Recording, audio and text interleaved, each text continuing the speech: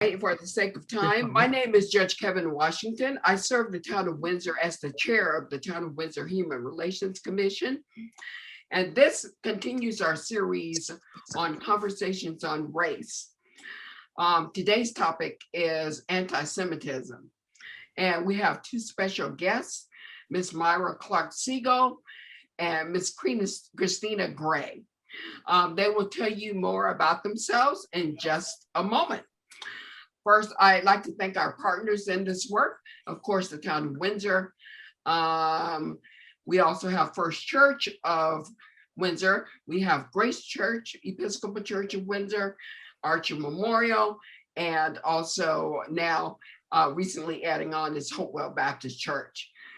We just love the Windsor community. We have a lot of diversity here, but we have a lot of work to do on inclusion factors and a whole lot of range of topics. I hope you will engage yourself. Feel free to ask questions of our guests because they're ready for you. They're full of information, and what they don't know, I'm sure they will find out and share their resources. My commission is composed of 9. My vice chair is on with me, and she is our main facilitator, which is Castella Copeland.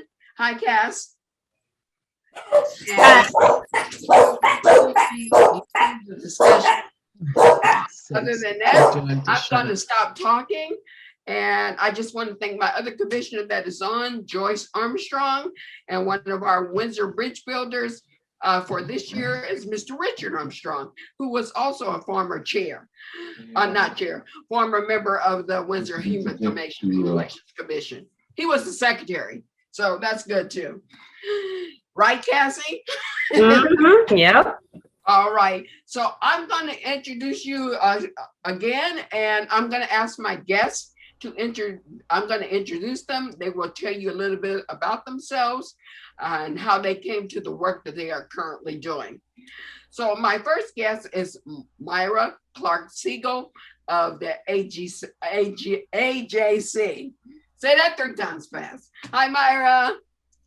Hey, Judge. Thank you for having me today. And thank you, Cassie, and to the entire Human Relations Commission of Windsor and the town of Windsor, and to our co-chair, Susan Stern, who is on with us today as well, of our Connecticut Government Outreach Committee. So really looking forward to this conversation, and hi to Christina. Also, I'm looking forward to talking with you today. Thank you so much, Myra. And Christina Gray. Hello. I was going to say good morning, good afternoon. So my name is Christina Gray. I work with NCCJ, the National Conference for Community and Justice. I have been doing social justice work for a little over 20 years. I started my first protest at age 8 when they were trying to take down a tree in my favorite park. So I climbed that tree to try and protest and have them not take down my tree. I was like, all right, what are my skills? What are my passions? So the joke is I took my personality of chutzpah and used that for social justice and activism. And when I was a young person, teenager, I went to a program at NCCJ, which is where I work now, and it really changed my life and helped me harness how I can do social justice work intentionally. So now I facilitate and run programs on multiple different areas of identity with middle school, high school, adults, and executives. Awesome, Christina. Thank you so much. So I just want to ask, if you are not speaking, to please mute yourselves for any background noise. If you see me suddenly disappear, I have kind of unstable internet this weekend. I'll be back, don't worry. But for now, I'm going to turn our program over to my co-chair, my vice chair, and my main facilitator for the afternoon, Ms. Castella Copeland. All right, Cass, ready? Yeah, thank you. So the first part of this event, we're just going to establish a common ground so that we all have kind of a brief understanding of the same information. So what we're going to start off with is some film snippets. So I'm going to share my screen real quick. So just give me a thumbs up if you can hear and see it. 1 second. Perfect. All righty. Here's our first one. They're both super short. Can you all see it? Yes, excellent. All right, and I have captions on, so that way if you want to read along with it, that is also available. Study found hate crimes targeting Jewish people get less media coverage than hate crimes aimed at other minority groups. The report reveals a disturbing disparity and the danger it's causing in the vulnerable community. Media watchdog HonestReporting.com finds the number of published articles between 2018 and 2020 detailing hate crimes against Jews is only half of those reported impacting Blacks and Hispanics. It's roughly a quarter of the number of incidents written about Muslims. Asian American groups have expressed a similar frustration about underrepresented coverage. Researchers say when the media shines a spotlight on hate crimes against certain minorities, the attacks appear to decline. However, vulnerable groups are targeted when the media neglects or downplays crimes against them.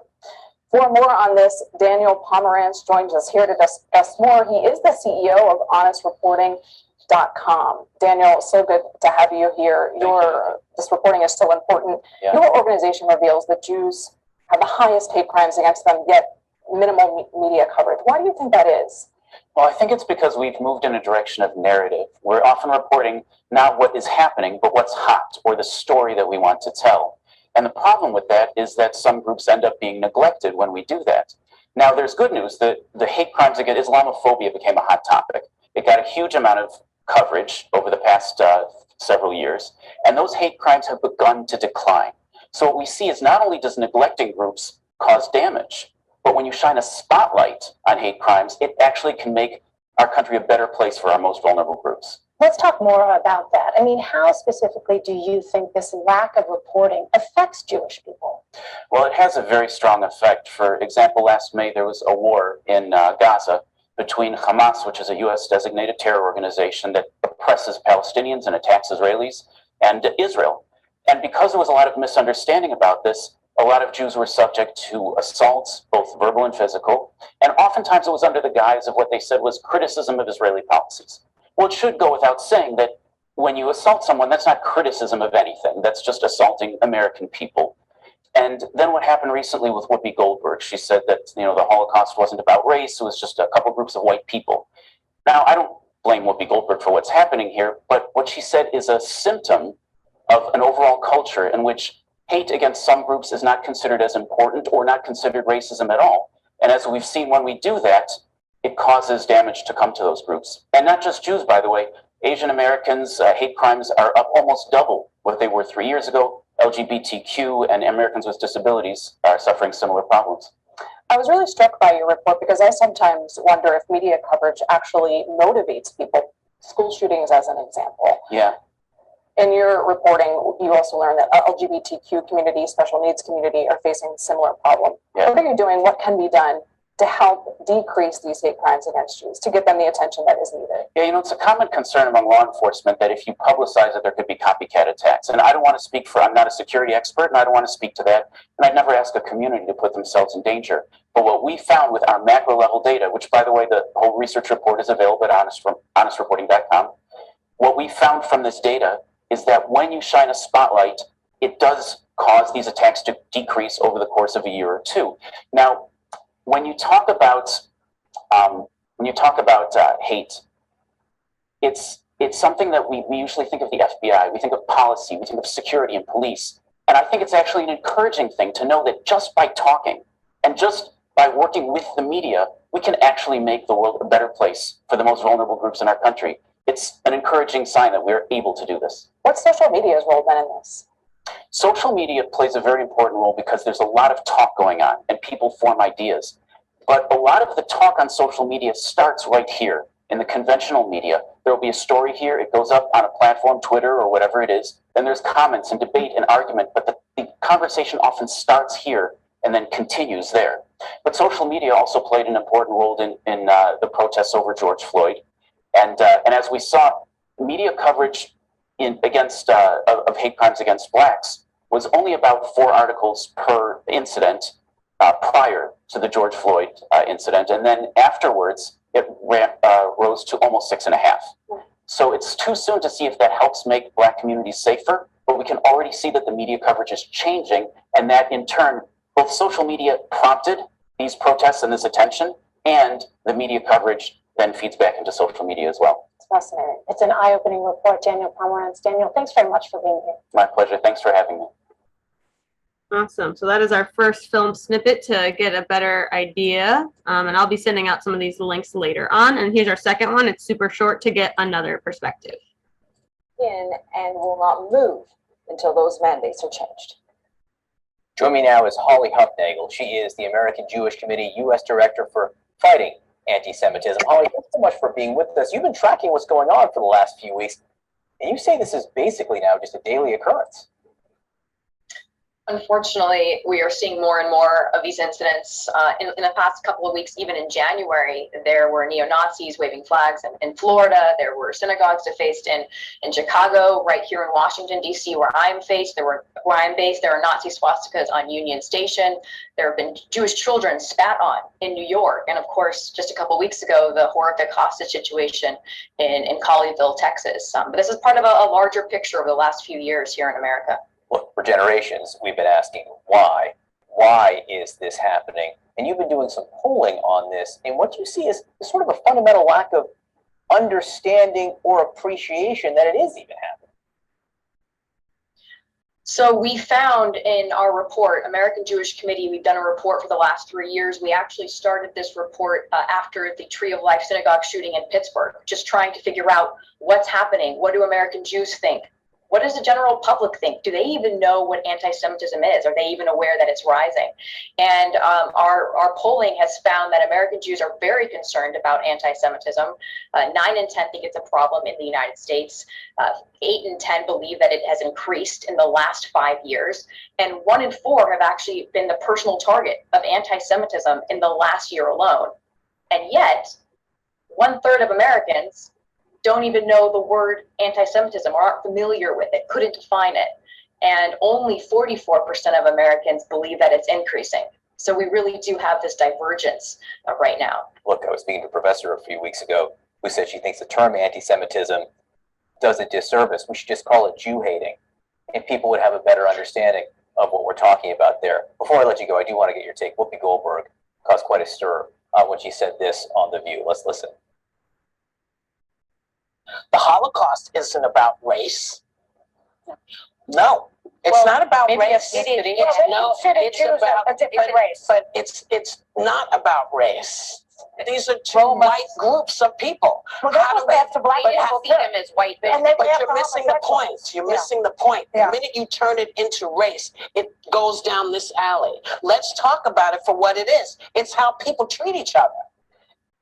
Now, to be clear, Jews in Germany and Eastern Europe were victims of racial purity laws, quite literally. Whoopi Goldberg apologized completely. She said she was wrong about that statement. But what did you hear there?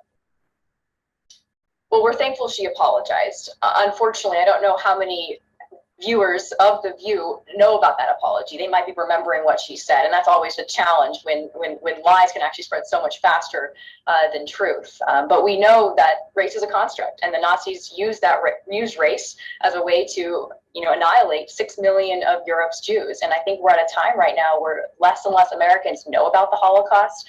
We're seeing the Holocaust trivialized against, anti-mask mandates, anti-vaccine mandates. And this is so important because as anti-Semitism is rising, we have to have truth about where anti-Semitism can lead. And that's why we need to speak this truth, and at least are thankful that Whoopi apologized. Well, thank you for speaking the truth. Holly Huffnagel, thanks for being with us this morning.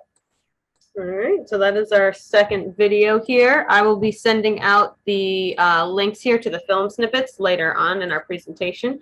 So just real quick, as you can kind of see or maybe get the feeling of, like, this is going to be a little bit heavy because, like, I was talking with Christina, Myra, and Judge Kevin before, like there's so much history, like thousands and thousands of years of this hatred and of this bias in history. So when we're talking and leaning into this conversation, a lot of things might come up.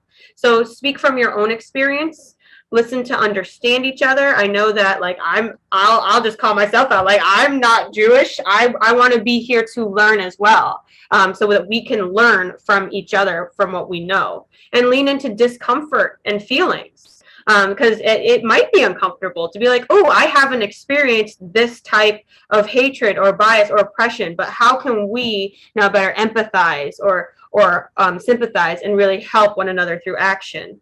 Confidentiality. So we might be sharing stories with each other. So we're going to take the lessons that we learn and those leave out in our communities. But some of the more specific things stay here in this space.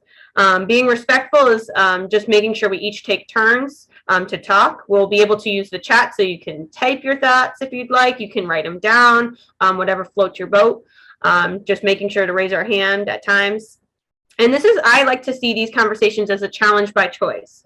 However much you put into it is what you're going to get out of it. So I challenge you to really push yourself and seeing like, I might ask like a question that might just, it might seem offensive at first, but that's okay because I want to learn. And we have to really face like some of these things in order to change that. We have to talk about it, and agree to disagree with grace. There's going to be times where it's like, I might not agree with someone, and that's okay, but we can still be respectful and hold one another accountable.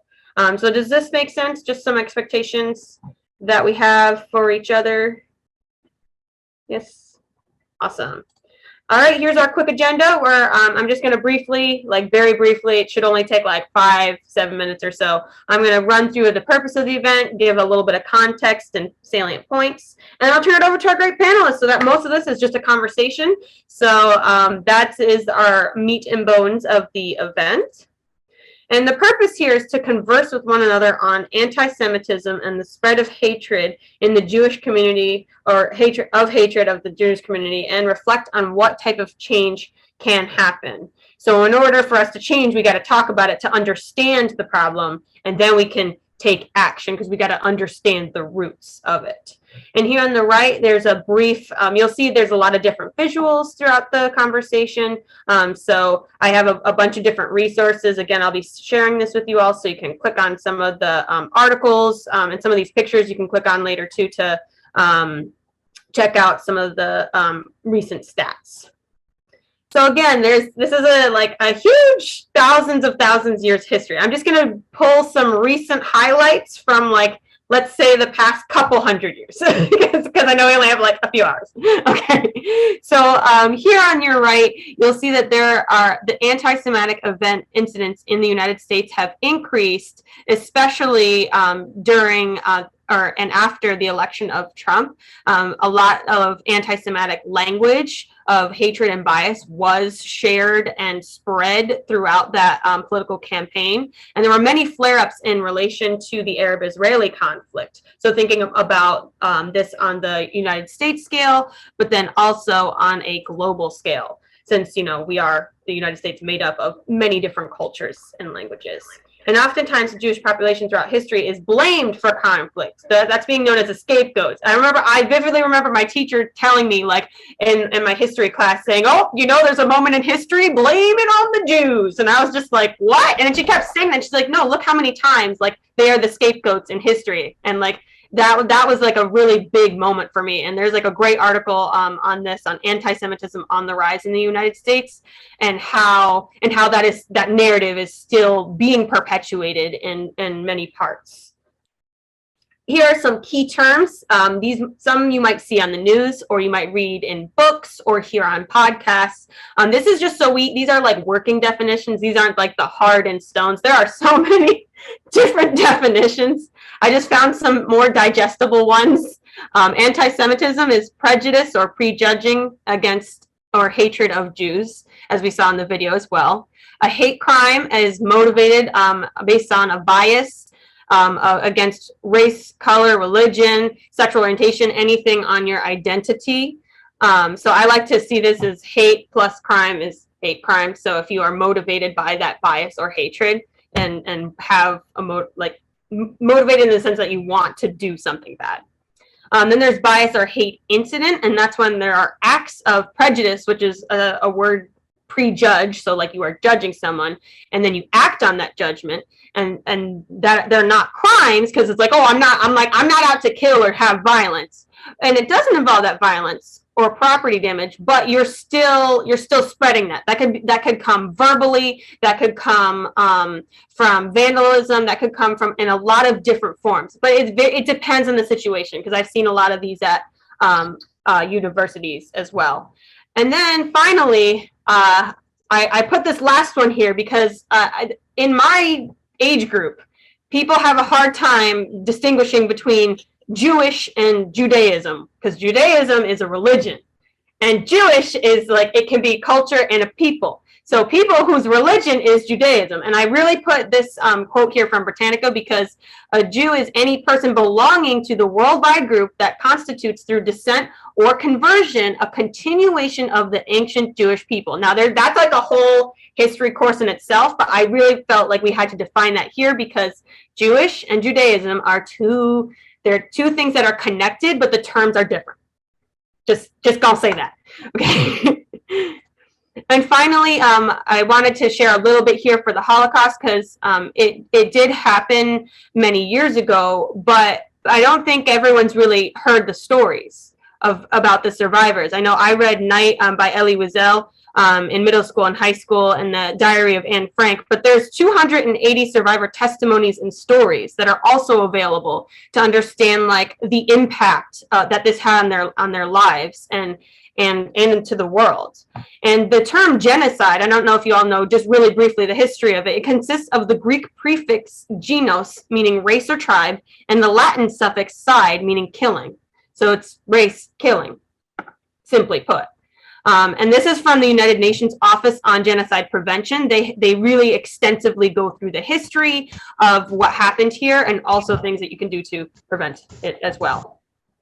Go ahead, Judge. Cassie, I just wanted to add, there is an extensive information on the Jewish people that live in Connecticut. So if you want to research that, let me know. Send me. I have that information, and I also have a connection at the UN that can provide some additional information. Thank you. Yes, absolutely. And if you have anything that you want to add or share, feel free. You can always like type in the chat if you have like some links or resources. Like this is not just I'm trying to teach you here. I'm trying to get through this quickly so that way we can get to the conversation.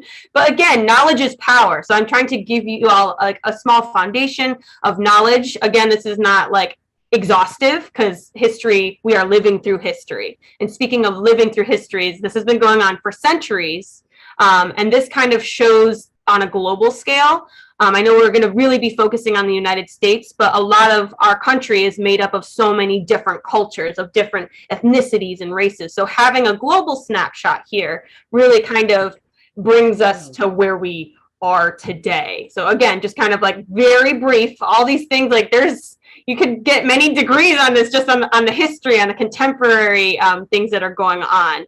But I have a brief quote here by Peter Dreer, and that really stuck with me because especially this line here, where most Jews came to the United States to escape anti-Semitism, including the largest wave who fled in Eastern Europe in the late 1800s and early 1900s, and yet still Jews also face physical violence in the United States. So he wrote an incredible piece. Like I read the whole article, and it's just like, this article is just amazing, the way that he framed like where we are today and honoring the history. So I'll be sending that to y'all a bit later. And here's how again, like I know that there's lots of stats going around, a lot of research and data, but here is how some people are measuring what prejudice or prejudging in our country here. So seeing kind of how all of these things kind of come together, whether it's with policy, whether it's with bias and incidents, whether it's with hate crimes, and how the government kind of folds into it all. So you can check out some more about the intersection of class and race and culture here. And finally, anti-Semitism across America has continued to be on the rise. Here's little old Connecticut. We're right here. I like to see us as like a little pan-handled kind of state. We have 20. We're in the dark blue. Sadly, we're 1, 2, 3, 4, 5, 6. So this is kind of where we currently are. So as Judge said, we have a lot of work to do here, including, continuous events. again, these are a lot of statistics. I'm not like going all in on these statistics. You can kind of see, and again, I'll send these to you all, but like we have a lot of work to do as a country and as a people for this group and everything that's been going on. And this is just a brief graph on the physical assault, vandalism, and harassment, which has gone up by 86%. And this, I think, was done, 2017. They have an updated version for 2020 and 2021. And that's it. I know it was a lot of information, super quick. I had to cut out like a couple thousand years of history. I'm so sorry, but like, again, there's lots of resources here, and we're going to be diving into our conversation now. So I'm going to kind of popcorn it from Myra and Christina back and forth. And I know this first question is a lot, but what is one of the largest concerns for people in the Jewish community, and how has the pandemic contributed to kind of like what's been going on here? I'm gonna stop my screen share, and I'll put the question in the chat so that way if you want some more time to kind of read through it. I'm someone who has to think about it a bit. That's okay. Cassie, do you want to call on us, or do you want us to just kind of jump in, or what would you prefer? Yeah, you can go ahead. You can go first, Myra. So first of all, I want to thank you for putting all of this incredible background material together. It is really amazing and such wonderful resources for everybody. I want to take a moment and just take a step back and explain AJC for everybody. AJC is the American Jewish Committee, and we have 24 regional offices in the United States, but we also have institutes that deal with Africa, that deal with Asian Pacific, our Asia Pacific Institute, which deals with Asia and the Asian American Pacific Islander communities. We have a Latin American and Latino Institute. We have an Africa Institute. And the reason that I'm saying all of this is AJC is both regional here in Westchester Fairfield. Actually, we work across Connecticut. We are also national, and we are also global. We are, in fact, the only Jewish organization that is global, that has a global footprint and a very, very broad national footprint. And the reason that I'm noting this also is the fact that AJC is the oldest Jewish civil rights organization in the United States. We were founded in 1906. Civil rights since day one, and every day, including through today, is the DNA of what we do for every community. So even though Jewish is part of our name in the J, American is the first part of our name. And that means we stand together for everyone, and ensuring pluralism and equality for everyone is absolutely the very fabric of the work that we really work on every single day. And I've been involved in this area for, I don't want to date myself too much, but over 3 decades professionally. And my master's is also in this area. So, I come to this both personally and professionally because I care very deeply about us building better societies and stronger societies together. So I want to go back to your question, that you posed here, but the reason that I shared that kind of background is I think it's really important to kind of take that step back and think about these issues in their totality. So obviously, the pandemic has been horrific for many minority communities. The Asian American Pacific Islander community has had unprecedented attacks against it, particularly in light of the pandemic. The Jewish community has seen constant protests invoking what I would actually say are sacred emblems that have been utilized, unfortunately, towards hatred towards the Jewish community, and using images like the Jewish star, the yellow star that Jews were forced to wear under the Nazis, and putting that with mask mandates or putting it about vaccination mandates is horrific and disgusting and needs to be condemned at every turn.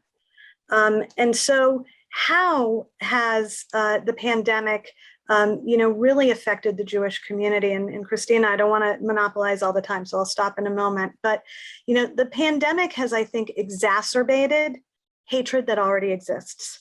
The pandemic has exacerbated misunderstanding and lack of awareness about issues that already exist. My colleague, Holly Huffnagel, who you saw in the second video clip, whom I work very closely with here at AJC, really touched upon some of the findings from some surveys that we conducted, 3 surveys over the past 3 years since the horrific attack in Pittsburgh at the Tree of Life synagogue.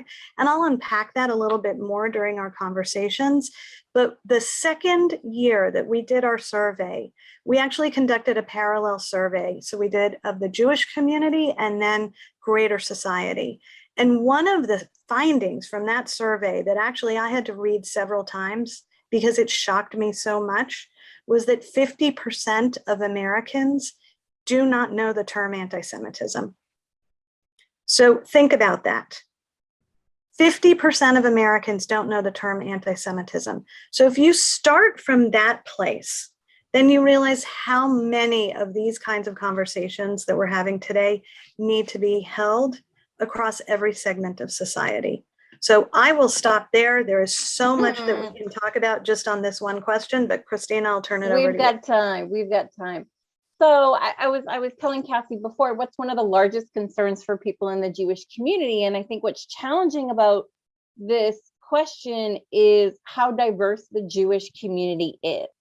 So I identify as modern Orthodox, and my name is Christina, and I'm modern Orthodox. So I cover my hair after I got married. I wear pants, I keep kosher, I keep Shabbat. And some of the challenges and concerns that I'm facing are going to look very different for somebody who's conservative or Reform or ultra Orthodox or Haredi. And so I think one of the largest concerns is what has always been is the general stereotyping of that it's a universal group and that one thing is going to fit for everybody because we all have a common ancestry, which isn't necessarily true because some people convert in and out. And with that, I think one of the unifying concerns is creating strong Jewish identity in children. And this comes in a twofold. One is, hey, we've been around for 6,000 years. Can we keep this going, right? So there's a very basic of let's continue the thread. And I think creating a strong Jewish identity in the next generation gets harder and harder the more anti-Semitism becomes more prevalent, because you get to a point where we're in US history where it is much easier to assimilate into mainstream or secular society or Christian society than maybe it was many, many years ago, because the accents have faded out. People aren't speaking Yiddish at home in the same way. Some people are, it's a wide breadth. So we get to a point where young Jewish people are like, well, I don't really want to do the Jewish thing because I want to go hang out with my friends, or I don't really want to wear my kippah because I don't want to get this backlash. My husband chooses to wear kippah, and we were talking about, would we go to a trip to France? And I said, well, if you go to France, you don't wear your kippah. And we have little Jewish kids who will overhear that conversation of there are places where maybe you shouldn't wear that, or should you not cover your hair? And so the concern is, how do we continue what has been passed down to us through our ancestors, in spite of and pushing against all of the anti-Semitism, which makes it's very, very hard. And even there are adults who might choose to assimilate more, and assimilate is a very wide thing, because you get certain privileges if you hide certain parts of your identity, theoretically. With that being said, I think that is the lie that has been told to American Jews and other Jews, that if you talk this way, then we'll include you. If you dress this way, then we'll include you. If you do these certain activities on this day of the week, then we'll include you. And so you simultaneously see a stripping of culture in exchange for this privilege or exchange of not having anti-Semitic incidents that we still see is happening.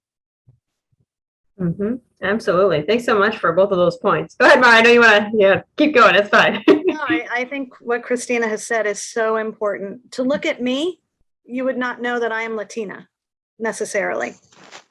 And yet I am. And my mother and her family fled persecution, and the only place they got into for safe haven was Cuba. So my mother then had to flee again because of Castro's revolution. So I grew up speaking Spanish before I spoke English. I grew up, you know, reading Nancy Drew stories and feeling so different than everybody in those books and saying, this is not my story. We don't have an attic. I don't understand a grandmother's attic. That means nothing to me. You know, that kind of culture. But again, to look at somebody, you don't know who they are or what their background or what their history is. But when you asked in your first question, Cassie, which I think is, again, such a broad, important question to ask, what are American Jews afraid of? There are so many things, and Christina talked about some of them, but I want to give you all one example of what American Jews are feeling like in the United States today.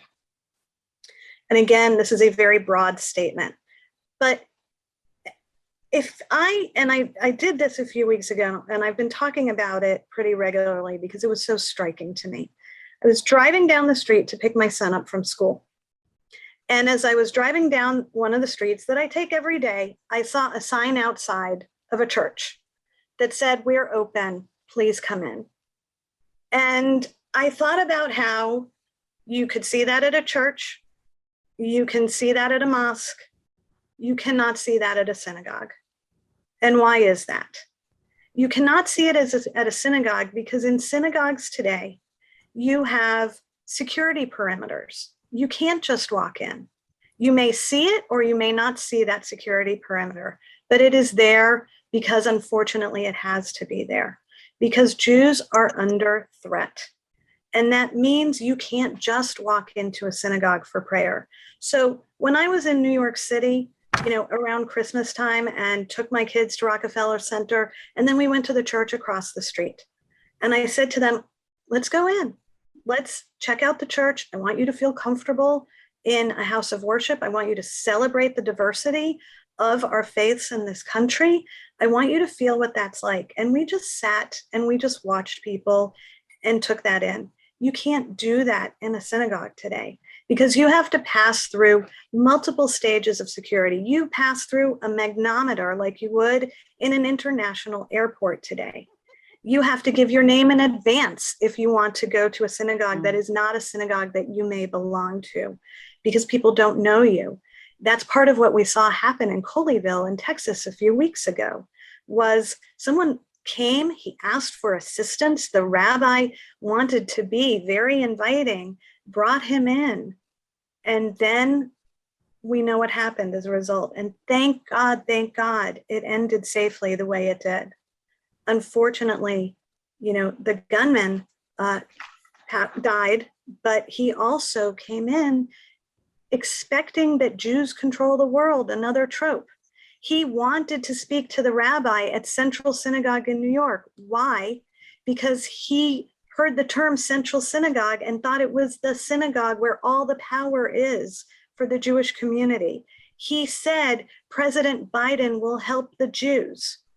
So think about all of these things that when any one of us may go to a house of worship, the Jewish community doesn't have that freedom. And let me just add one more thing. That is a challenge that faces the Jewish community from every direction. That means no political party is immune. It is in the Democratic Party. It is in the Republican Party.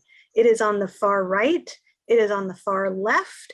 And it is in religious extremism. It is what we say at AJC requires the Jewish community to be swivel-headed. And that means that we have to ensure that we are working really across political lines and with all of our brothers and sisters in all of our religious faiths here in the United States and abroad. So I'll stop there, but yeah. I think that that's the main challenge. And I want to talk a little bit about what the outcomes look like for Jews. And then Cassie, I'm going to guide right into our next question because I know it is. So synagogues tighten their security. There were lots and lots of grants that went out to tighten security to get bulletproof doors. And there's something at NCCJ that we talk about, which is internalization, is when a group starts to internalize what are the beliefs that other people are saying about me. So what are the beliefs about, with stereotypes about Jews, that we're wealthy, that we're light-skinned, that we're Ashkenazi, that we're pro-Israel, that we own media. And we get to this point, we as any group who's being stereotyped, where you start to believe those things and say, okay, this is what a Jew is, particularly if you meet that. So synagogues, some went on lockdown, almost all had tightened securities. And they said, you need to screen people who don't look like they should belong. Now, massive shooting, Jews around the country are feeling like, I want to feel closer to my Jewishness. And for some, that means going to synagogue. So now you have a handful of Jews or lots of Jews who are going to synagogue for the first time in a long time, and they're being screened. Who gets stopped? Jews of color, right? So then we're in a situation where Jews are trying to keep fellow Jews safe, and we're going to question people who we think don't look like they belong here. Who do we look? We as in like fellow Jews look and say, you look a little different. You look like you not belong. And then they get further ostracized. And so there was this real harm that came even in us trying to keep ourselves safe of perpetuating this this piece of racism and also community. And that is really harmful. And I think one of the biggest takeaways, I think is so important for people to understand. And I think that a lack of understanding about what race is and how it's created is really hindering the growth that can happen around anti-Semitism in this country, because race is a social construction. It's a thing that people made up. It's not a natural thing. How much melanin you have in your skin, sure. Your genetics that make your nose look the way it is, sure. But race, what those things mean are socially constructed across time and space. So what that means is that in Germany in 1930, race is constructed one way. And in the United States and Connecticut in 2022, race is constructed a different way. And those two were true in the time and place that they were created. And when you're trying to have a conversation that's equating those rather than seeing as two different time periods, that's when you really tear it apart and you can't see eye to eye as easily. I have conversations with my mother-in-law, and she says, well, you know, people are saying that Judaism isn't a race, and that's very hard for her, whose grandfather was murdered by Hitler in the Holocaust, because Hitler said he was a Jew that was a different race, and that's why I'm murdering you. There's no way for her to compute that Judaism isn't a race when that is her lived experience. And when we try and equate these versus, okay, and that looks different from what's happening now, I think that's where we lose a lot of these pieces. And so there's this whole conversation about the white Jews. What are white Jews? In an ideal world, white Jews would be a subcategory of Jewish people. I'm Jew, I'm also white. I've got a friend, she's a Jew, she's also Black.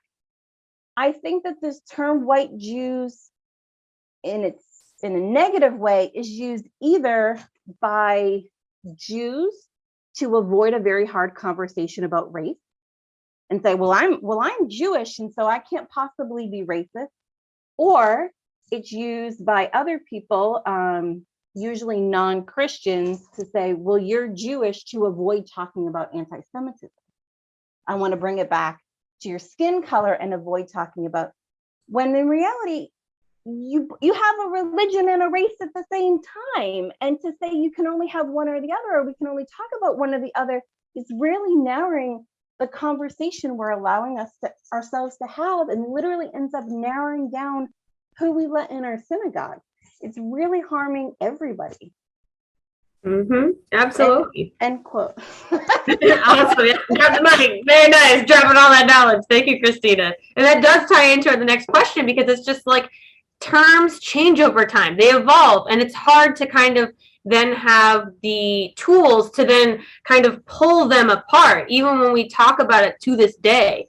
So I'm going to pose the next question, then I'll go over to Judge here, which I know, Christina, you started to hit on. And thinking about, there's this article title called "Now They Call Us White Jews," and how there's like now this like discrepancy and how a new American anti-Semitism And what are some social or cultural implications that contribute to how Jewish people are treated? So we're really talking about the intersection, how it's like we have a race, there's a gender, there's a sexual orientation, there's all these different things that we can be at the same time. And that's okay, because as humans, we are complex beings. But then how does that now like change up the way that we understand ourselves? Like, all right, I'm like a multiracial woman, but like that would be different from my friend who's just a Black woman, right? And then our experiences are going to be shaped by these different identities, but like we're still who we are, right? Just because it's like I have this identity, I'm still going to be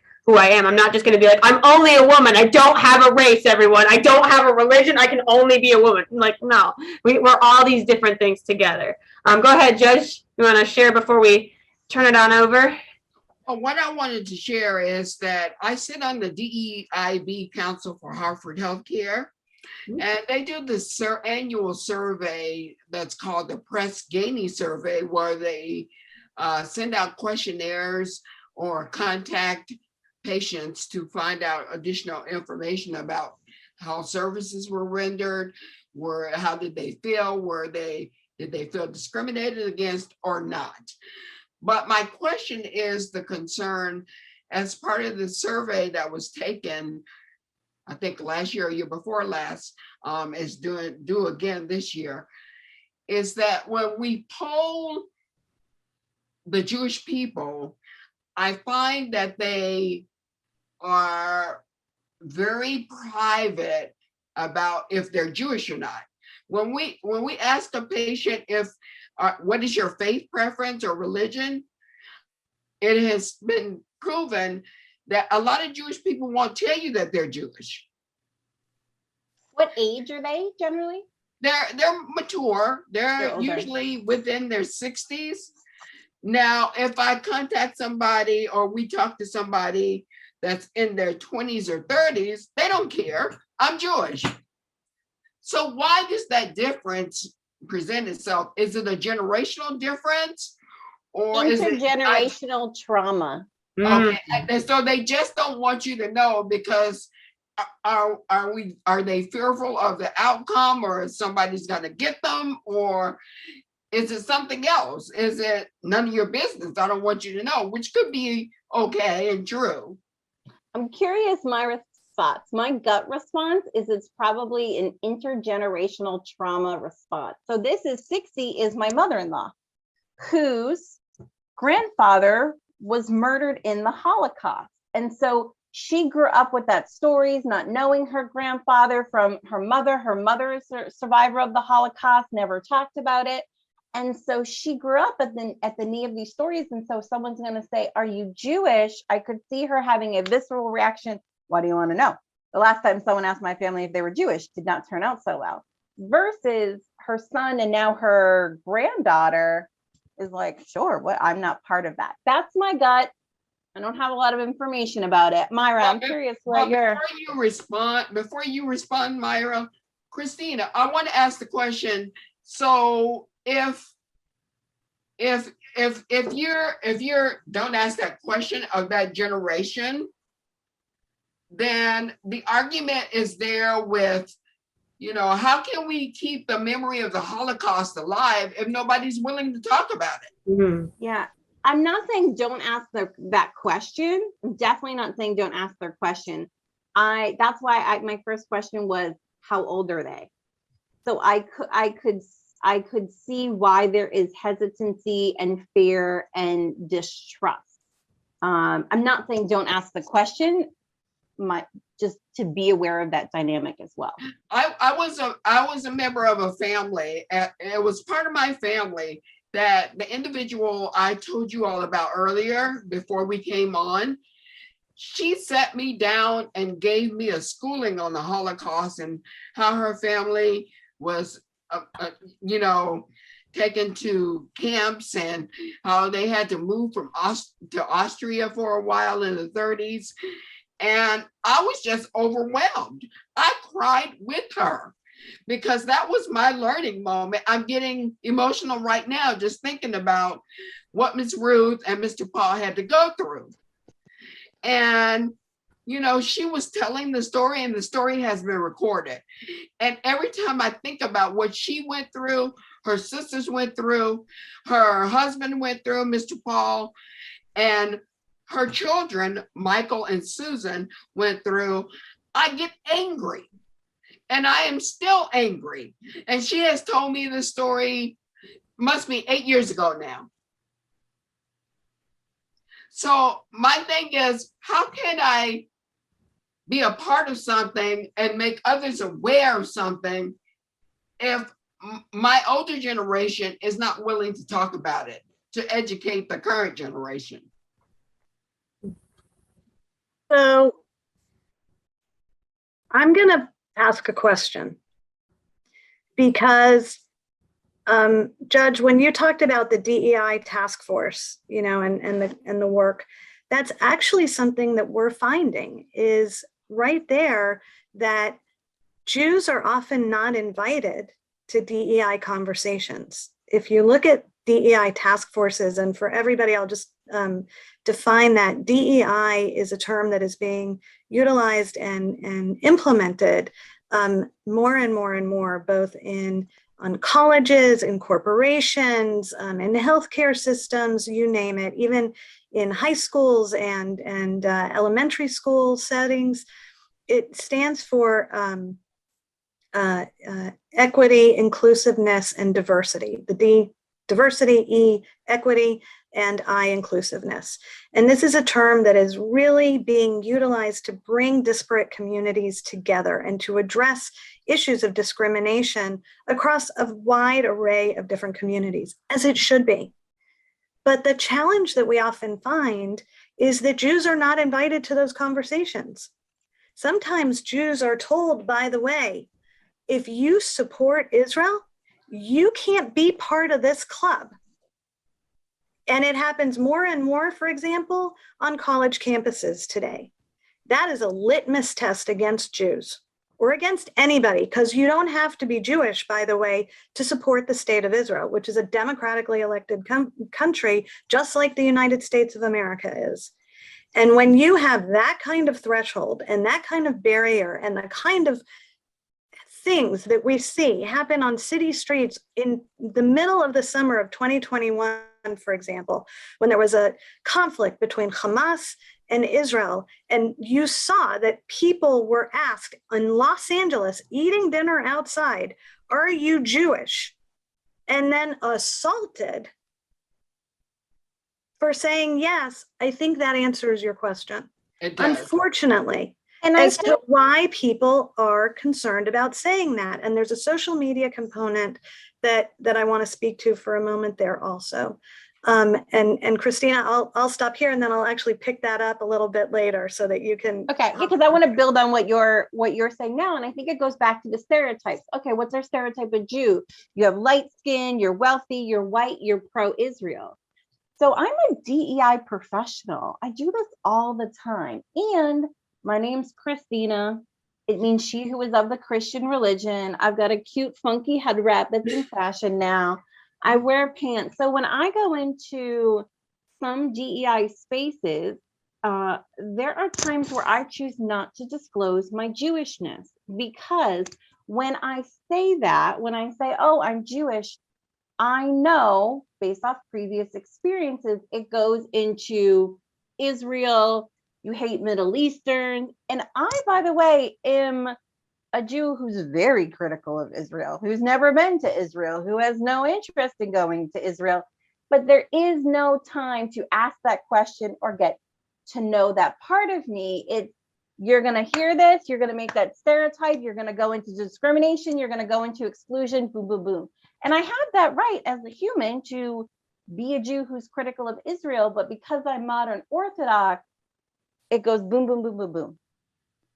So even folks who do this all the time, like myself, and that's me choosing to sort of hide and be in that sort of assimilated space for that moment, because I think what I'm going to say about race, what I'm going to say about sexism is going to be undercut by my Jewishness in that moment. And that's a choice I have to, or I choose to make in navigating how I know that my Jewish will be interpreted in that space.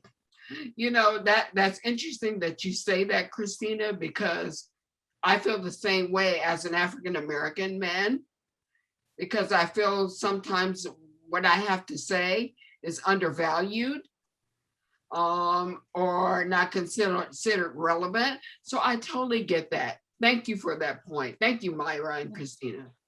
Absolutely, and thank you for the question. Christina, I would just invite you and everybody else to actually go see Israel for yourselves and see the diversity and the democracy, or the hyper democracy that it is, because I think, you know, no country is perfect, no people are perfect, but it is a hyper democracy and a very diverse country.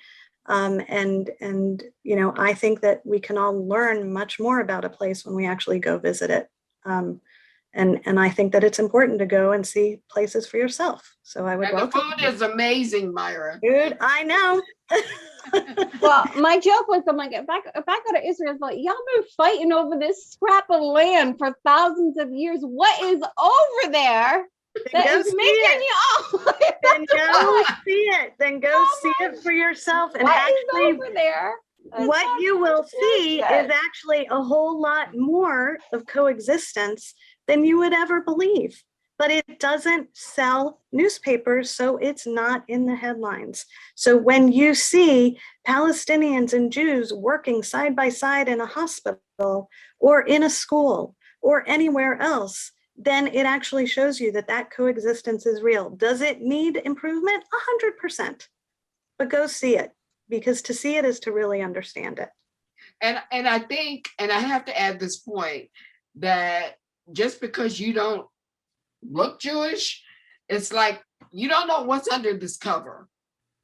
You know, you don't know that I take a very significant part of Ukraine with me in my heart.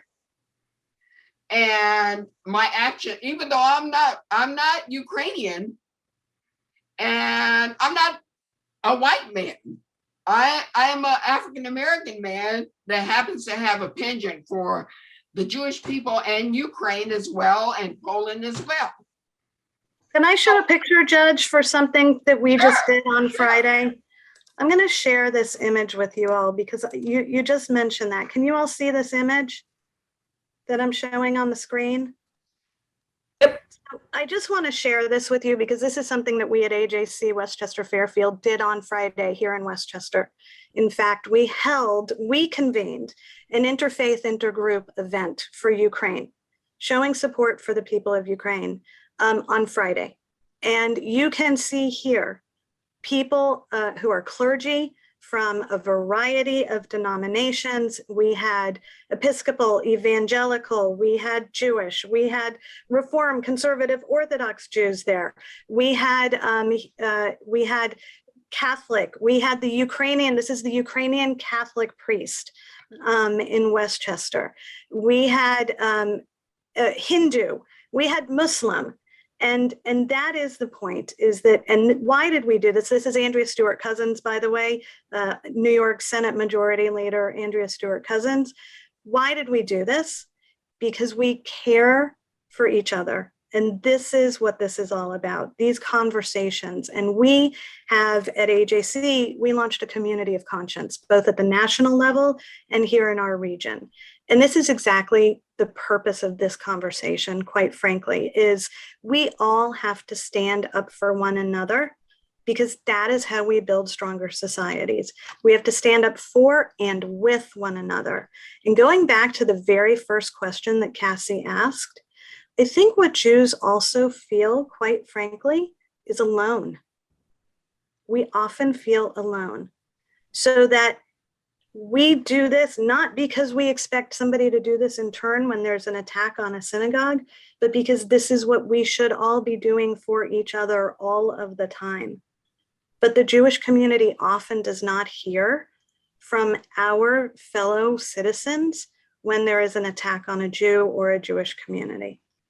And that's what I think these conversations are so important for us to do, is to create that change. And I think that, Myra, to your point, I think that needs to happen not only on the faith level, but on a political level. Absolutely. Whether you're Republican, Democrat, or independent, Absolutely. these conversations need to be had.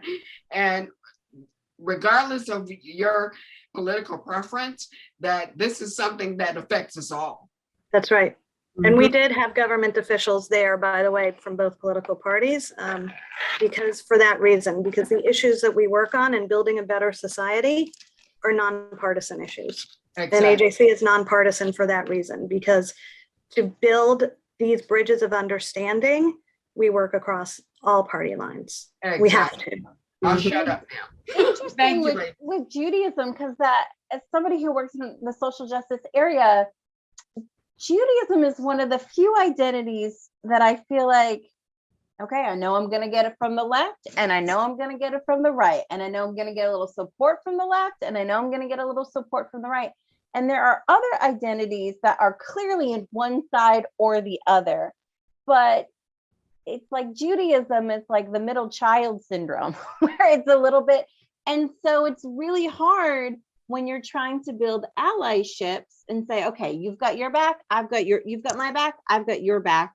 When you have people to say, well, if you do this, you can't play with us. And I think, you were talking about visiting Israel, which is a good option if that's not financially available to everybody. I think one of the biggest things is educating yourselves about the history. The conversation about Israel in the news, at dinner tables, from my understanding and experience, is surface level. It's like the past 50 years or so. And this is an area and a conflict that's thousands of years old. And so you have people competing for land who, one group was forcibly removed thousands and thousands of years ago, and then they had a genocide and they said, okay, we're going to put you back. Oh, wait a second, we're going to put you back. We have to move these people over here. And now these two groups are fighting. And so one of the ways I try to explain it is, white settlers came here, took land from natives, and white settlers enslaved Black folks, and then when freed, promised them 40 acres and a mule. So now if the white settlers say, you know what, Black people, we're going to give you your 40 acres and a mule. I'm going to move all these people off their reservations, and I'm going to give you 40 acres and a mule. And then the native people are saying, what? That was my land to begin with. You're still giving away something that wasn't yours. And then they say, okay, you know what? Black people of descendants who were enslaved and native people, you figure it out. When you've got these other people sort of doing puppeteer, and so other Christina, they said, okay, now you can pick the cotton on the plantation. Yeah. I'm gonna respectfully disagree with that construct, Christina, because I think that what it actually does is it is a disrespectful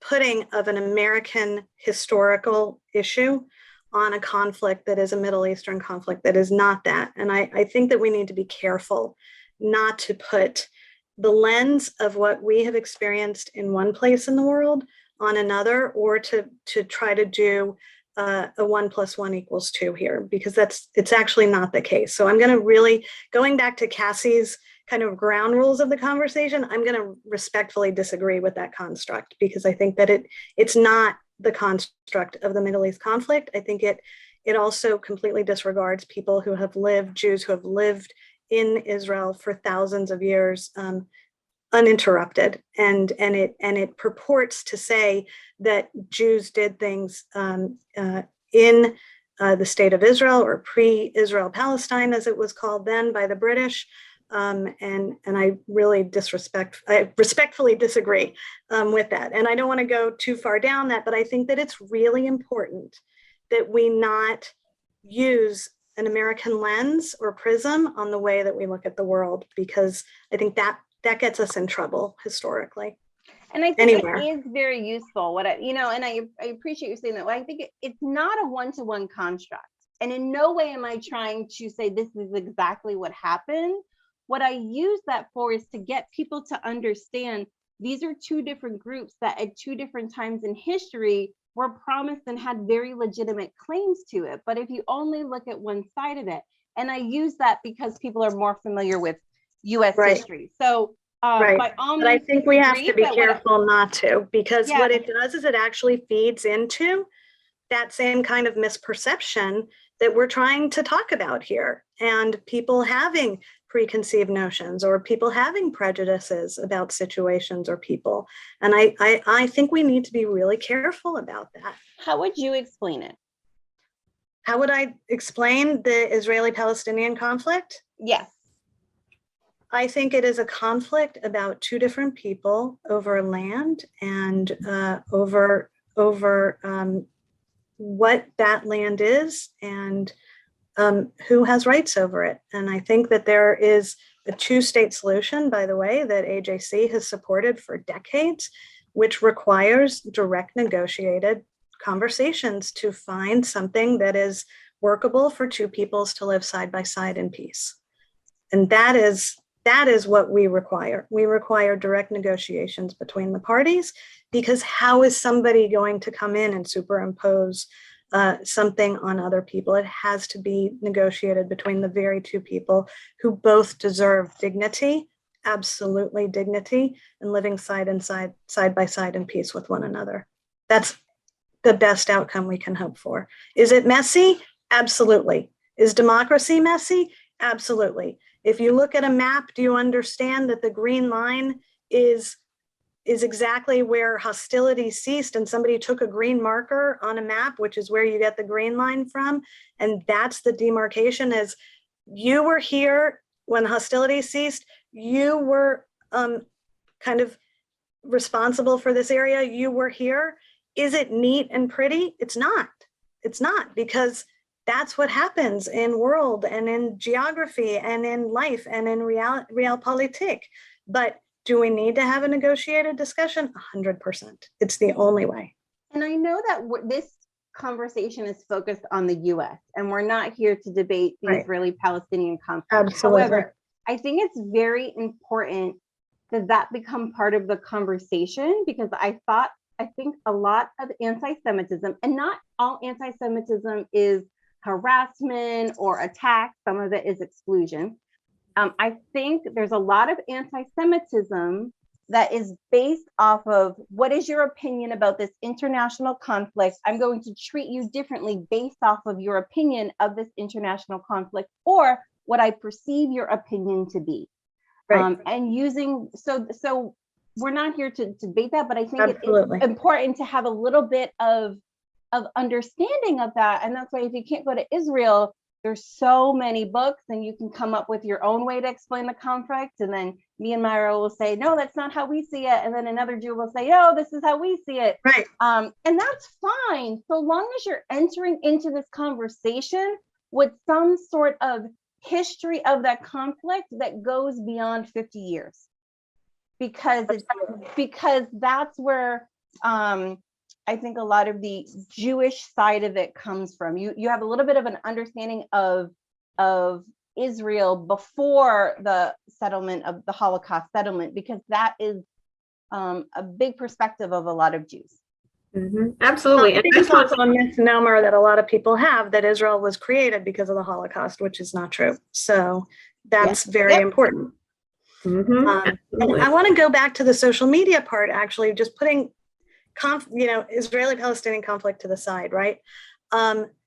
If you looked, though, at what happened on social media and the kinds of conversations that we need to be having now, in 1 week alone, during May of 2021, when there was the Israeli-Hamas conflict, the most recent and unfortunate one, and by the way, I certainly regret the loss of life, innocent life on any side. But the fact that the following meme was sent around on Twitter alone 6,000 times in 1 week. Let me say that again, 6,000 times in 1 week. Hitler was right. So it was across Europe, it was global, and it was in the United States. And that is what we can count. So my 15-year-old son, who is, watching TikTok, doing the dances on TikTok like everybody else and all this other stuff, right? And like making whatever coffee is on TikTok, the thing du jour, then start saying Hitler was right multiple times. That is exactly the problem that we have here, is that there's no accountability for what people say in terms of hatred today on social media. And one of the things that we actually found, and I'll just share one slide with you guys, is in terms of, give me 1 second because I'm going to screw up my screen sharing.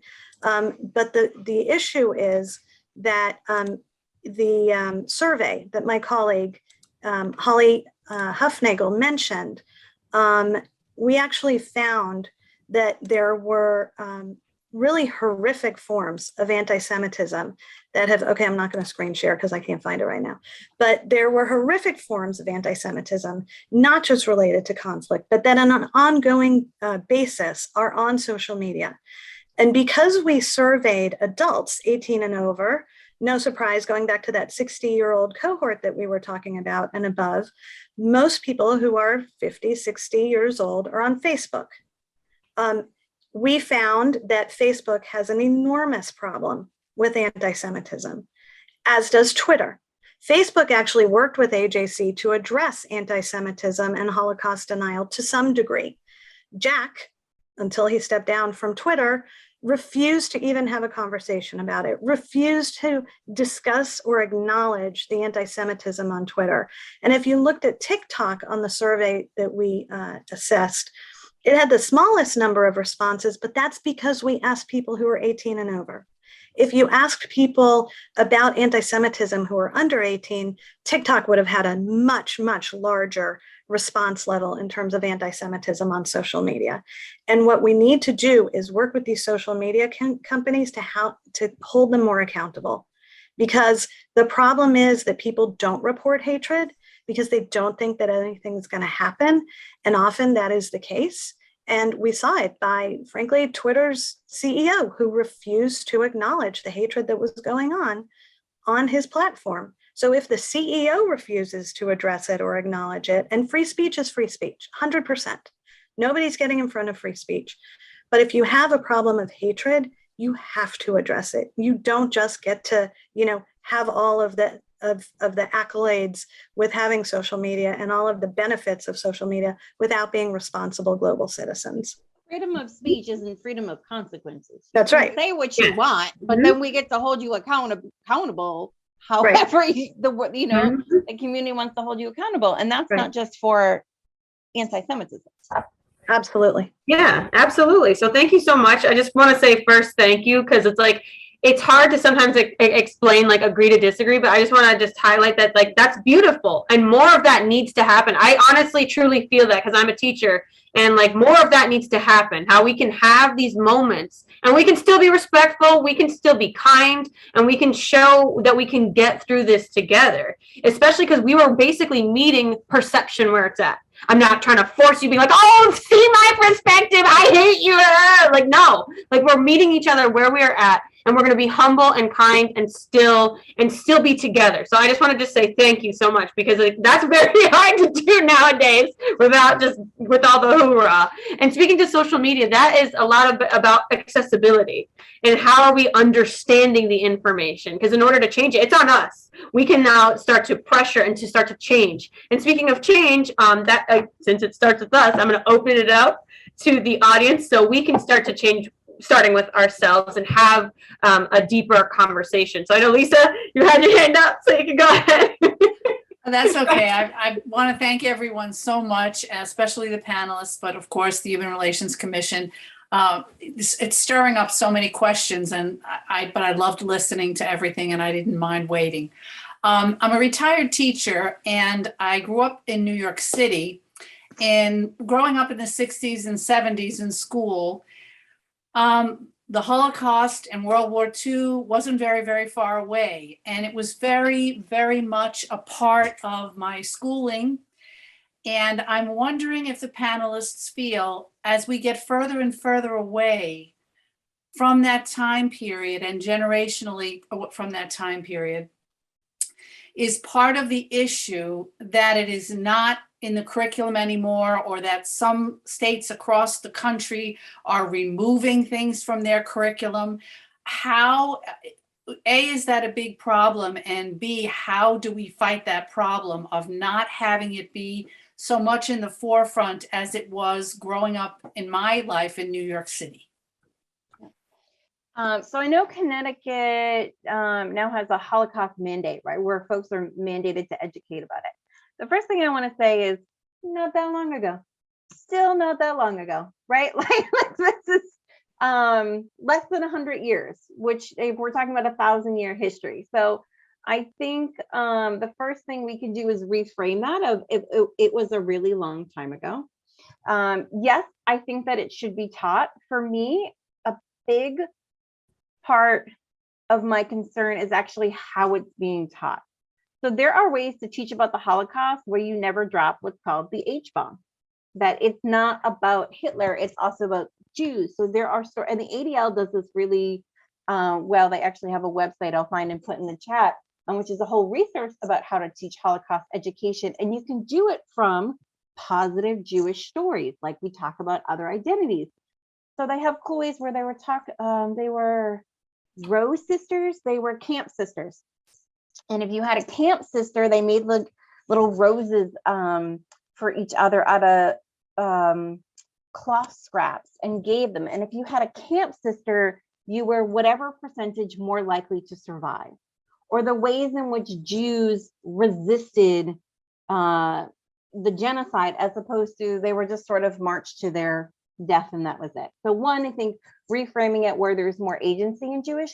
Two, I think we need to relook at the US's role in that. Right now, it's taught like, we didn't know this was happening. And then we found out it was happening and we were the cavalry and we went in, as opposed to the US has a very long history of not wanting to talk about things where they didn't look good. We turned around a boat of, hundreds of Jews and just let them die and knew what was happening. And why did the US get involved? So there is a very unflattering, and by unflattering, I mean anti-Semitic, role that the US played in that, but it's going to take some real self-reflection of the country to talk about it in that way. So I think one of the reasons it's moved away is it's part of world history. That was like a thing that Germany did. It's not really a thing that we did that really affected us. But no, what was our role in that? How did that shape, particularly in New York, right? Like, and to see the US as a role in it, not just the heroes that came in at the end or that's somebody else's problem. So I think part of the reason it's becoming distant is because the way that it was taught about in the first place was held at a distance. I agree. And I guess I didn't mean to say that it happened so long ago. I guess in the education world, having been in it so long, curriculum is always changed and curriculum is always updated and it's always the new thing. And I guess I meant more not recent events anymore. It's not recent events anymore. Yeah. It's like the focus has shifted, unfortunately, because in education, the focus is always the next new thing. But thank you. I just wanted to clarify that. And I totally agree with your answer. Thank you. Yeah, I think part of it also is different states have different mandates in terms of Holocaust education, and you don't always know what is being taught or what, how long is being spent on it. Is it a paragraph? Is it a chapter? Is it a day? And I also think that if we only teach anti-Semitism about the Holocaust, then we are actually losing an opportunity to talk about current iterations of anti-Semitism, some of which we spoke about at the beginning of our conversation this evening. And, our students are here and now. And history is something you learn, right? But what they are experiencing now, the here and now, is a great teaching moment for them. And so to be able to talk about hatred in all its manifestations, right? No minority community is immune to hatred, as we have seen. And as we look at FBI hate crime statistics, the FBI tracks this annually. And part of that also is that it's incumbent upon our municipalities to be reporting hate crimes. And yes, hate speech is different than a hate crime. There is a higher threshold for a crime, as there should be. But we have to teach these things, and we can use examples also of what is happening in our own communities. The horrific, horrific, horrific attack that just happened against an Asian woman in Yonkers this past week, stomped 125 times by someone because of a perception about who she is that needs to be taught. It doesn't mean that a child needs to see that image. Nobody should ever have to see that image. But we have to use these current events to teach our kids to be upstanders and do this with our government officials as well. And again, that's why I go back to the DEI conversations and task forces. If we're not having our minority communities all welcome at the table, then how are we supposed to change any of this?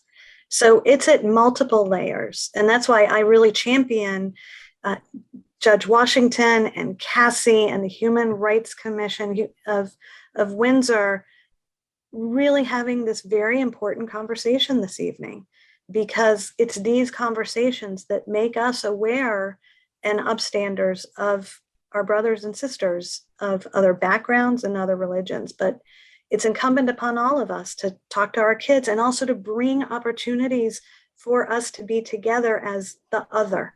Have dialogue, Jewish Muslim dialogue, Jewish Black dialogue, Black Muslim dialogue, Latino Muslim dialogue, all of this. This is how we change that concept and that construct of other, and then we are us.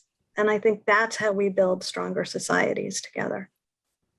Absolutely. So it's meeting ourselves at the intersection of who we are with all these different layers and really contextualizing or kind of bringing it, you're like kind of having a real talk with students and just saying, look, we're living through history. I've had to explicitly teach that to some students as well, because I'm also a teacher. So it's like sometimes like they don't get it, and I'm like, listen, we're living through history, and these things can change, but we need to understand the roots. Like when we're learning about like a tree, there's the roots, and then there's the whole body, and then the leaves. And then sometimes in education, I feel like, in my opinion, we have the leaves and then like the whole body of the tree, but like we need to go deeper in the roots. It's like not just one little offshoot. We got to go like way deeper. And so I got another question here, and it says, what does allyship or being an upstander look like for supporting the Jewish people?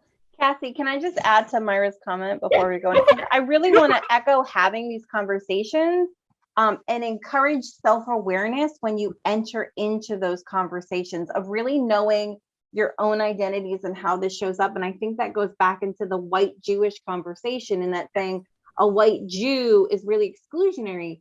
It's not if you're just talking about, I'm a white person and I'm a Jewish. This is how and I'm a Jewish and I'm Jewish. This is how I enter into this conversation. So when you're having a Jewish people of color conversation, recognizing that there are people of color who are also Jewish, and that's how they're entering into the space.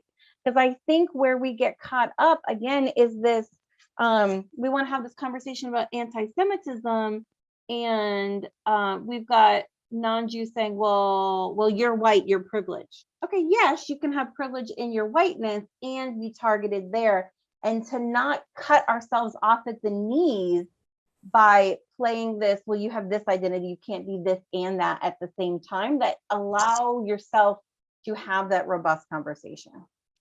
Absolutely. Honoring each part of those intersections. And that I think also gets into that next question of like, how can we use our privilege? Because like there are times where it's like, you know, as a Christian woman, I'll have that privilege as a Christian, but then I might be targeted as like multiracial or a woman, right? So like understanding how we can use each of these assets that we each have, because like everyone will have some of these things. So what does allyship or being an upstander look like for supporting people within the Jewish community? So I guess I'll go back to that comment that I made before, where often Jews feel alone when there's a situation. Reach out and ask, how are you? What can I do? Put a press statement out if you're from another organization, if you're from a human rights commission, if you're a government official, ask how somebody's doing. How do you feel about it? You know, be public about supporting another community together.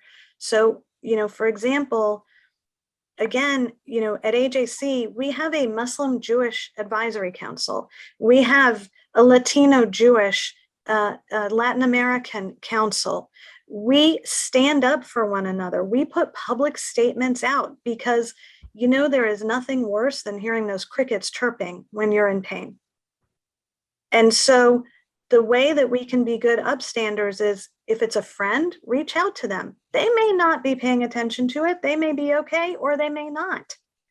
That fear, though, that I was talking about in terms of going into a house of worship of your own religion, that's real. So if there's an attack, God forbid there should be another attack, but let's be really clear, anti-Semitism is called the oldest hatred for a reason. It is the oldest hatred, and it has not changed. It has morphed. It shows up in different ways, but that is an unfortunate unbroken chain. And that is not anything that anybody wants to have as, you know, a badge of pride, of hatred against a people. So ask somebody, or put a statement out, or reach out to us and say, hey, what can we do? And let's stand together. That's what I think being a good upstander is. And you know what? There are microaggressions also, right? We're all familiar with microaggressions that are comments that people make.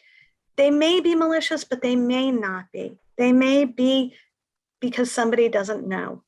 But if you hear it, call it out. Call it out. I lived in Africa for 2 years, okay? I lived in the Horn of Africa for 2 years.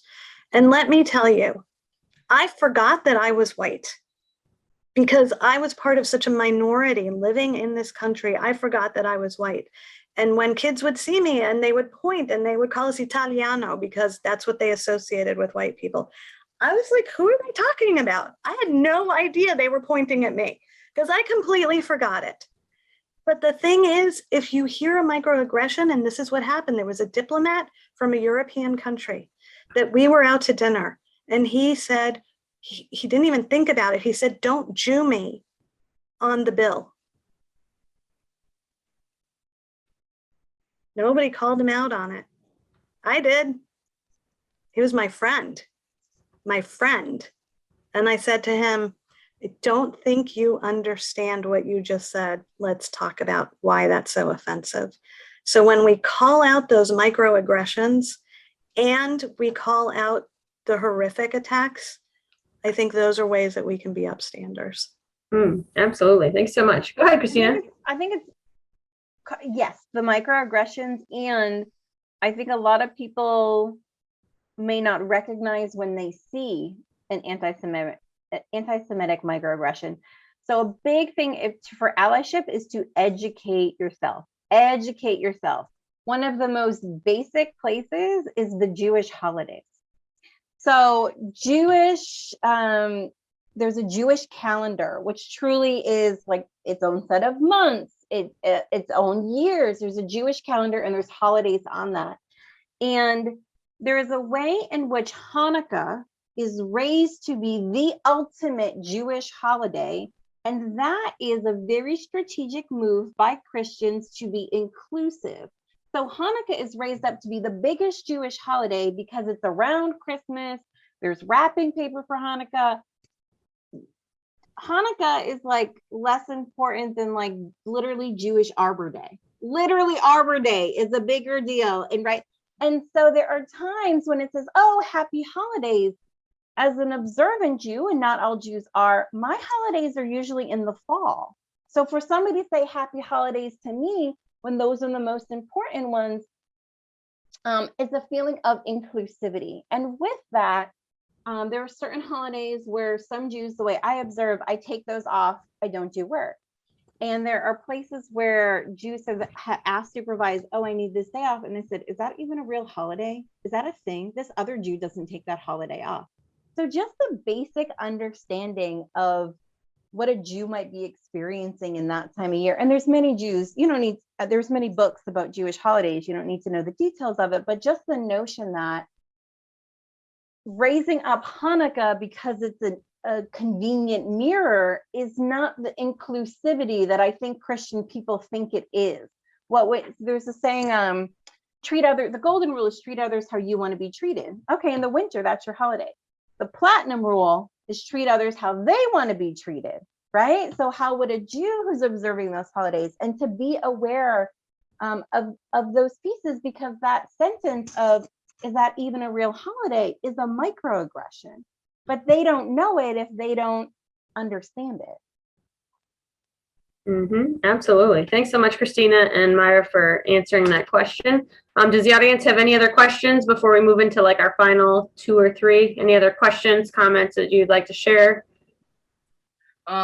Christina, I'd like if you have a link for that calendar, that would be great. Yeah, let me see what I can find. Awesome. Thank you. And I just wanted to point out, Christina and Myra, that Ms. Bress serves as our deputy mayor, and I had sent her a message to indicate to her that I would be sending some information to our mayor, who is Donald Trent, for the signature information that you sent to me, to have him sign on to. I did sign on, Judge Washington. I just wanted you to know, as deputy mayor, I did sign on. Thank you for sending me the link, everyone. Thank you. And also we have State Representative Jane Garibay, who represents part of Windsor, who is on as well. Thank you for being here, Ms. Representative Garibay. Thank you for doing this and bringing that information, learning lots of things. So I appreciate it. Sure. Absolutely. Thanks so much, everyone.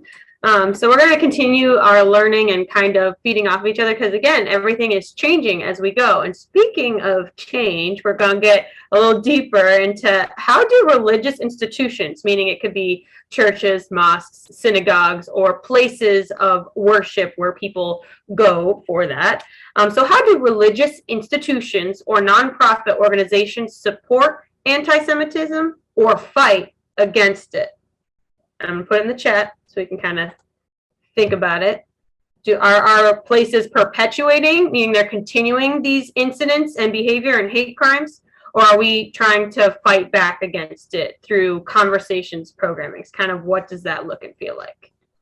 I think it depends on what kind of anti-Semitism you're fighting, because that is very big, right? So what are you doing on an individual? What are you doing on a societal? What are you doing on a cultural level? I think what Myra was saying about, if you see something, condemn it, make a statement about it as an institution.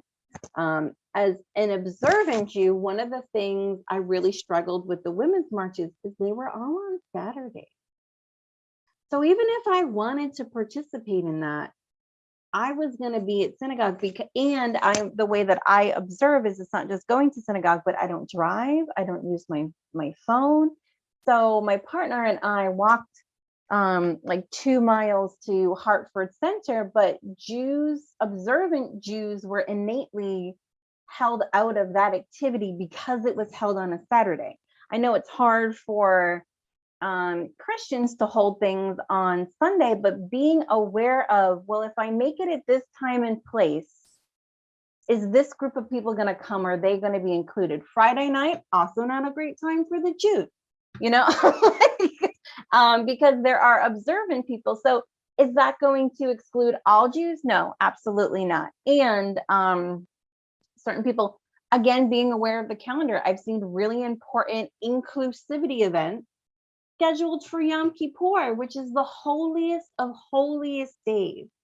I was in grad school, and the institution nonprofit wanted to hold a event, some kind of it was for advisors to talk about our future, and it was on Yom Kippur. I said, hey, I can't go. They said, oh, you can just get the information later.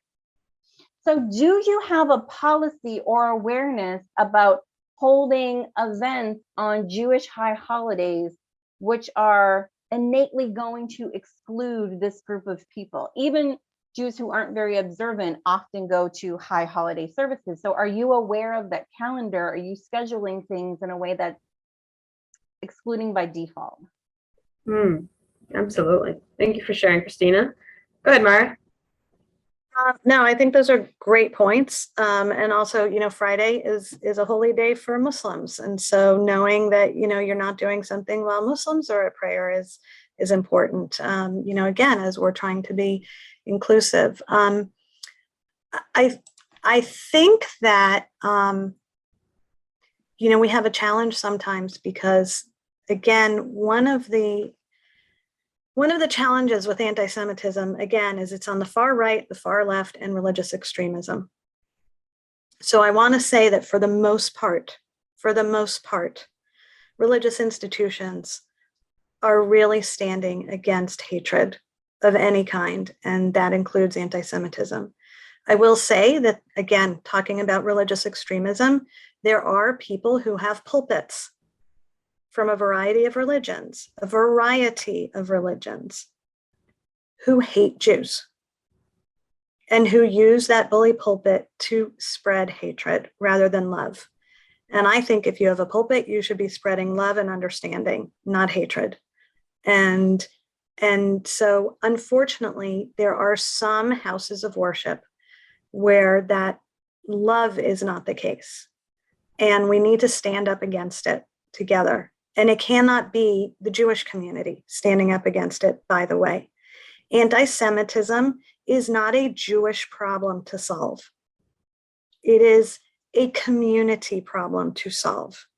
Just as any hatred is a community problem to solve, it is not for that minority community to fix or address, because hatred against a community is a reflection of society's health overall. And so anti-Semitism is a reflection of our society's health or not. And it is something that requires all of us then to work on together. And I will say, again, we have a community of conscience here at AJC very proudly. And I think that we have very strong partnerships with our partners across every community. And that is something that we cherish. But it means we have to come together not only when the waters are choppy, but when the waters are calm, because that's really how we build those relationships and that understanding together. Absolutely. Thanks so much for sharing. And when you were saying when the waters are calm, that really reminded me, I read an article, it might have been the New York Times or something, where they said, oh, the hospitals do the most work when it's calm, because that's when you can do the outreach, that's where you can talk to people and then like really bolster the system. So it's like, it's not just using tragedies to be proactive and reactive, it's using those those time periods of calm and stillness to then continue the conversation or continue the action piece. And speaking of action piece, that gets into our next question, which is what can we do in the Windsor community? And this can be like brought into Connecticut. So Windsor or Connecticut community to actively stand against anti-Semitism. I know we got a couple of ideas, but like if we're talking about something local, like if I wanted to go downtown and I wanted to be like, okay, like what could I do if I'm like a student or if I'm a lawmaker or policy person or a politician, or I could be anyone in the community. I'm like, how do I do things that will support Jewish people, right? And it's not always call Kevin. Yeah.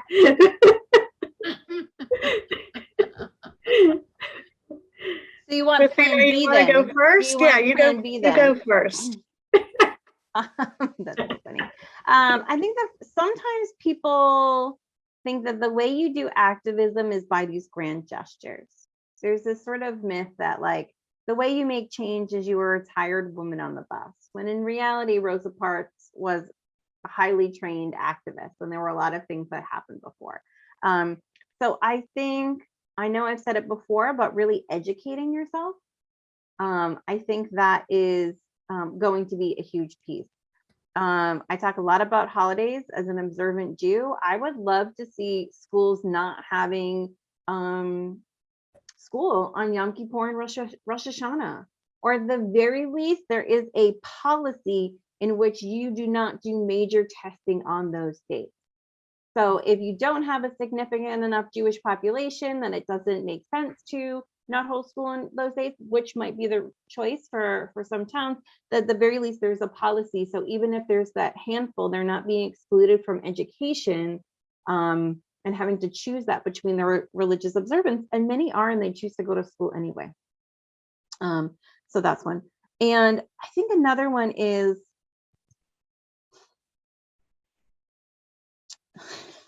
I'm taking a deep breath because it gets dicey.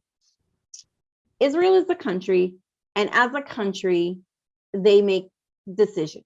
And if you, as a person, as a city, want to critique that country, and even sometimes they're doing things that you're saying, okay, this action is hatred. That is one thing. When you add into the Jews do this, the Jews do that, when you meddle in the critique of a country with this is the opinion and feelings of an entire Jewish population, that feeds into the stereotypes and is very harmful. So I think being very careful about, as you know, Myra and I were saying, individual Jews will be held accountable for whatever is happening in this. So being very conscious that that doesn't trickle into the Jews hate Palestine, the Jews did this, the Jews start a war, because the Jews didn't do those things that a country did. Does that make sense? That's a very high deep breath before you say that one. But they're two different things, and not making all Jews accountable for a country's beliefs and policies. And like I said, some have never been there. Absolutely. Thanks so much for sharing, Christina. Maya, would you like to go ahead? Sure. So I'll say one thing, going to the education piece, which I think is so important. I'm going to show you all here, and you can go to ajc.org and find it. Just type in translate hate. We developed a glossary of anti-Semitic tropes and how they're used today. And I think this can be a really helpful tool for people. This can be used in schools. This can be used for the Human Rights Commission. This can be used for the town council, for example. You can do all kinds of things with it. There's a quiz. So you can try to figure out the answers to some of these questions. And then you'll see here, for example, examples. It's a glossary designed to be user-friendly. It's not supposed to be, like some encyclopedia sitting on a shelf.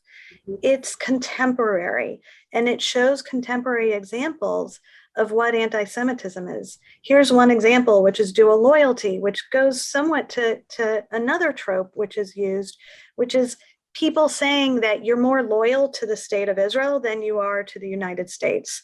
That is anti-Semitic.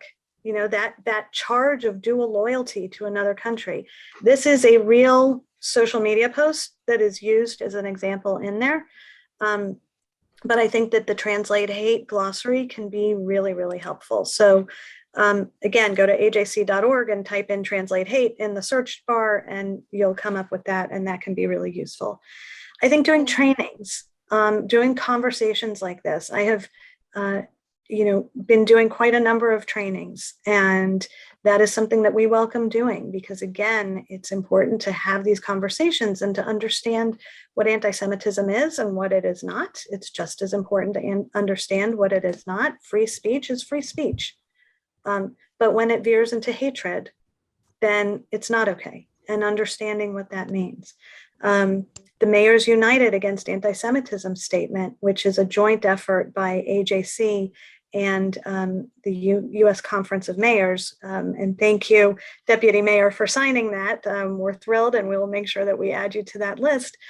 Over 750 mayors from all 50 states have signed that statement. And that's a joint effort saying there's no room for hatred in our community.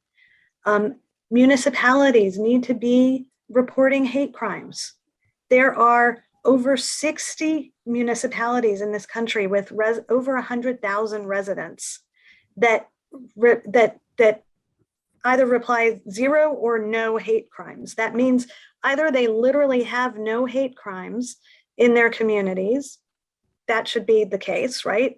but not really believable when you have 100,000 plus residents in a community. So they either say zero or they don't actually report it. Why is this important?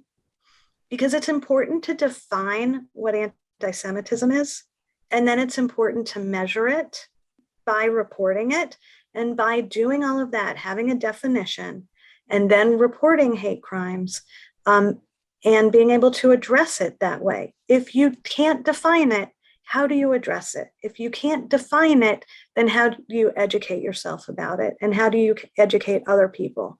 So all of these things are very important. There is a definition of anti-Semitism. It's a working definition, and it's been adopted by over 30 countries. And the US administrations, both Democratic and Republican, have used it. A number of different states have adopted it. A number of different municipalities have adopted it. That can be an important tool as well. So there are a lot of different tools that we can all be using. There's no one quick fix. There's no magic wand. If there were, this wouldn't be the oldest hatred. But I think that, you know, these conversations and being upstanders with each other is a really good way to help address it. I want to build on what Myra was saying there, and I would love to see Windsor and all towns be more concerned with being anti-Semitic than appearing anti-Semitic. That make right? And this is true not just for anti-Semitism, but all areas of hatred and oppression. And so what I hear Myra saying is, well, start recording it, and towns say, well, we don't want our numbers to go up. We don't want people to think we're anti-Semitic. Well, if the numbers are there, it's because you are not, right? And so be less concerned with how people are seeing you and more what you are and what you're doing. So when you start to record it, of course the numbers are going up, but it's not that it's becoming more anti-Semitic, it's that we're making the invisible visible so that it can be addressed, and to be aware of that. I understand I'm not a politician and there's a lot of PR pieces to that, right? I understand why it doesn't look good, why it can be very painful, why that can be negative press. And it's one of the things that needs to happen in order for us to address it. We can't solve something we're not willing to talk about. And the more you talk about it, the more it might seem like it's more of an issue, but you're just making what's currently invisible visible. Right. And I'm just going to hop on that because AJC was a proud sponsor of the No Hate Act, which was passed by Congress and signed into law by President Biden this past year in 2021. It's also known as the Jabara Hire Hate Act, after two people who were unfortunately murdered because of perceptions of who they are. And so I hope that their blessed memories help, address this issue head on. The No Hate Act, which was passed by Congress, was actually created to provide money, federal money, to states to do training on hatred and to be able to work with law enforcement and others about this. And this is something, again, that AJC was very strongly and proudly engaged in terms of advocating passage for. We just did a training last week with law enforcement officials, with Human Rights Commission leaders, with members of town councils, et cetera, called Tackle. We did it actually with a Muslim partner called Muflahun, and it is through Department of Homeland Security. And it's about being able to identify these very real cases of hatred and how to address them. And that's something that, if there's interest in doing more of this training, this was done for professionals, also in the school systems, et cetera, that we can continue to look at doing, because people are not born necessarily knowing how to do this, but there are certainly tools that we have developed over time together and can work together. So we're happy to continue that conversation. Absolutely, because all of this is learned, as we were saying before, social constructs, and yet that really informs our behavior and how we treat one another and how we continue to perpetuate this behavior or fight against it. So thank you so much, Christina and Myra. I see Jane Garibay, you have your hand up, then we'll go to Kevin. Yeah, all right, go ahead, Jane. Oh, you're muted, we can't hear you. There you go. There you go. So I think a big part, and it's been partly said, there's the bigger programs that we can do on education, et cetera. But I think it's also up to each individual, as you said, to learn. And part of it, and I'm going to tell a story about my cluelessness. When I was working at the Chamber of Commerce 20 years ago, and it was Christmas time, and to put up a Christmas tree, and we did a menorah too and certain things. But I had this wonderful volunteer that came into my office, and she goes, well, we can help you with that. Me and Dot, we're going to help you. So I gave them a budget. They went out, they put up a Christmas tree. It was beautiful. And when they were finished, she came into my office and she goes, that is the most fun I've ever had. My first Christmas tree. And I'm like, what are you talking about? Well, it was Betty Hellerman. So clueless. I know you're laughing, Marcia. I didn't know I didn't say, oh, here's Betty, she's Jewish. Do you know what I mean? And that can be, I don't know what the word, but we have to be aware and we have to think of other people. And I've learned to try to listen, like you said, listen to a person, ask a friend, educate, and each person passes that on. And I truly believe in the chain of people that it starts mixing, and it brings all aspects in. If you have someone that does something or says something, you have to say something in a kind and caring way. And it's not always easy. So I know at home, I don't know about anyone else, I practice those things, what I would say if something, because you're caught and you don't know what to do. So again, being aware that sometimes, when you talk about, I'm going to go and talk to Betty for sure, but I don't know what they've gone through. And when I think about discrimination against Jewish people, I always think of it outside my community. I don't understand why it would happen here. I have so many so many Jewish friends, but I don't think of them as being Jewish or that they're being discriminated against or that those things are happening. Absolutely. Thanks so much for sharing, Jane. All right, go ahead, Judge Kevin. Yeah, I just, this is a point I wanted to bring up to Myra. Myra and Christina. I think it's vitally important to recognize that we have 168 towns, and that I am also a part of an ad hoc committee of human relations commissions and human rights commissions. And perhaps we can start a petition to get those towns and or areas signed on, just like the mayors do, to acknowledge that anti-Semitism will not be tolerated in this particular area. I don't know how we can get that started and or promote that with the 168 towns that, the list can't be any longer than the mayor's list. So let's start that. Is there a way we can have a conversation about that? And sure.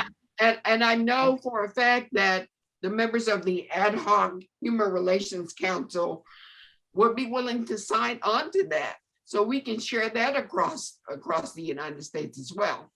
The other important thing that I want to mention is that a vital part of me volunteering and what I do and with my other commissioners is to be astute as to the demographics that are happening in your town. Not only in your town, but around your town and the people that it affects. My brothers and sisters in West Hartford, in Bloomfield, in Windsor Locks, in South Windsor across the river, in Hartford. I keep an eye out about what's going on. And I think that it's vitally important that, and I know those towns specifically have human rights or human relations commission. Be in contact. I try to stay in contact with those chairs, because what's going on in their community is connecting to mine. So it's vitally important to share information. Jay has been significant in this issue and bringing it to light. Accolades to him. He was on earlier, but not now. But it's vitally important that those commissions are educated and aware of what their demographics are, who their community is, and also be able to capitulate this information to your school systems in your town. So this is vitally important for Windsor Public Schools, Loomis Chaffee, Medina Academy, Crack Aeronautics. We have 4 schools in the area, different school systems. And it's vitally important that they're aware of that too. So that's why I want to instill, and I'll shut up. Okay, I know we have 2 hands up and then we'll close on out. I know, Marcia, you have a question and then we'll go to Mimi. So go ahead, Marcia. Thank you. I couldn't figure out how to raise my hand. This has been so good that there's an awful lot I'd like to ask or say, but I kind of hate to take us back to Whoopi Goldberg, but I was there. Well, I think it's important because I think the conversation goes on about what happened. And my disappointment was that it was shut down right away and she was forced to apologize. And Christina, you said, which was what made sense to me, we're talking about 2 different time periods. And that was an opportunity for education and it didn't happen. And so it seems to me that when we're talking about news issues, that yes, she should have apologized for ignorance perhaps, but she was talking about something from her life experience that didn't match. And so that really concerns me that she was shut down. And our conversations locally, whether we're talking about what happened in that case or talking about other things. I mean, I've loved what you've all said tonight. I mean, it's inspiring and let's carry on. But can I ask you one quickie? I was taught that it was rude to call somebody Jew. Is that an age thing? So I have this conversation a lot with my partner who has master's in Jewish studies. And one of the things that he says is the A is really important. So if you say, oh, that Christina is a Jew versus that Jew. And that the way that it has been, again, socially constructed makes it derogatory or not, which is very different from how that is done around race. So if you say, oh, this person's Black versus that person's a Black, that is very derogatory because it's socially constructed differently on different identities. And so to say that Jew without the A is derogatory, but to name that a person is a Jew is not, it's a piece of their identity. Thank you for that. Great question, Marcia, because I had the same one. Yes. I had the same question in the back of my head, you know, so I have always gone with the fact of saying the whole word instead of Jew. There you go.